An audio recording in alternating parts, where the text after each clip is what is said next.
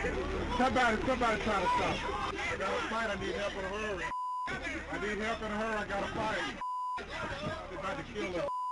Nothing I can do. You better out in a hurry. Leave the boy alone. Leave him alone. Leave him alone. The voice you heard saying leave him alone was a 64-year-old bus driver, John Moody. Now, Moody told WFLA in Tampa he didn't do anything wrong. Greg, I just had a mistake. That's okay. He didn't do anything wrong by not trying to save the young boy. So listen to this. The three boys just jumped on him and started pounding on him. And it did all I can. I was looking, it was like I was in shock. I was petrified. I wanted to help it so bad. I wanted to help him. So the beating left the 13-year-old with a broken arm and 2 black eyes, and Kimberly just asked the question, why didn't he do anything? The 3 15-year-old suspects, Kimberly, have all been charged with aggravated battery, which is it seems like the least that should happen. But what about the bus driver? Any responsibility? They say he didn't have any responsibility. You know what? That's pathetic. I would welcome the day I'm fired from my job because I jump in and save a child. It is just disgusting. There is no humanity left.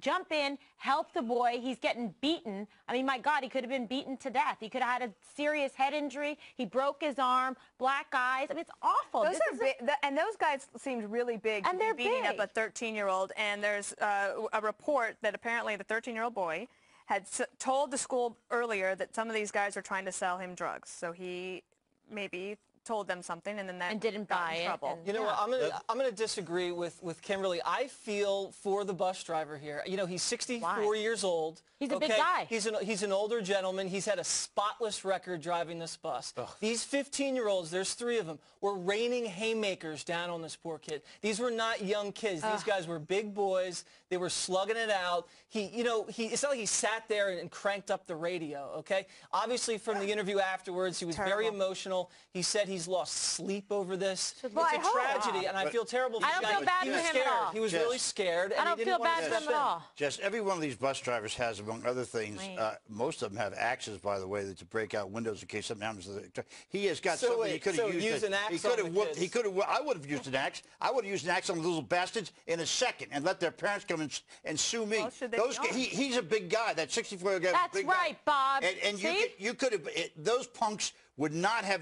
If he went after them, they would have stopped. Bob, they had some in their hand. Bob, we need to be upset with the kids. We don't need to be upset with the bus driver. And we need to be upset with the parents that allow these kids to rain hell on this young boy, and all the kids on the bus that videotaped it with their iPhone and did nothing. We're talking about the bus. Well, no, I was just going to say this is. I agree with Bob completely. The bus drivers should be armed, not with bats, but with guns. This is a direct consequence of a dying morality based on a breakdown of family. Yes. I'm willing to bet each one of those guys is from a broken home, and we now have adult males terrified of kids. This is like Florida's the orange state. It's now the clockwork orange state, where adults are terrified of children. It's Benghazi in a bus. And fear creates paralysis that allows thuggery to flourish. We have to stop being scared of young people. We have to act.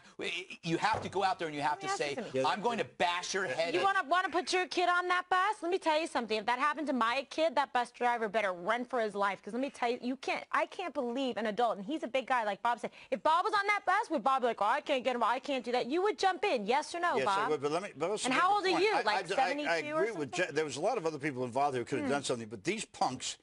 I once had a situation in my school where my daughter was, where there was a bully. And what you said, Greg, is you bet that the family is where they came from was broken or whatever. Well, it turns out I went to visit the father of this bully, and he himself was a bully. So he and I got into it, and he ended up being a bloody bully. Now, the fact of the matter is these punks ought to be going to jail for at least 6 months, and then they ought to be at hard labor. I'll be thrown out of the school, and anybody who videotaped that thing ought to be brought under the And they robbed him. So let me tell you something. I did these cases at the DA's office, and the juvenile justice system can give out some serious penalties, and they should have the terms and conditions, probation for a very long period of time to supervise their behavior. They should be expelled from the school. They should be kicked off that bus, and they should provide some security for that child that was beaten. And I guarantee you 2 out of 3 become serial killers. And the kid that got beaten was doing the right thing by saying that these kids tried to sell him drugs, and that's what happens when you snitch. You get your butt kicked like that. Someone needs to give this kid who got his butt kicked a scholarship Sharpton needs to step up and make an example out of this. Where is he? This was a real crime, and it's sad. Yeah, but you got to go back to what do our political leaders have to say about this stuff? Nothing. Juvenile delinquency has skyrocketed in the past 30 years, and it's proportional to out-of-wedlock births. For every broken home, there's a broken person, and it's everywhere, and it's actually literally an epidemic. The President of the United States runs from these kinds of judgments, and it's time. We get it. You're a cool president. There's some things you can't be cool about, and when you're presiding over a country in decline, get the smile off your face and yell.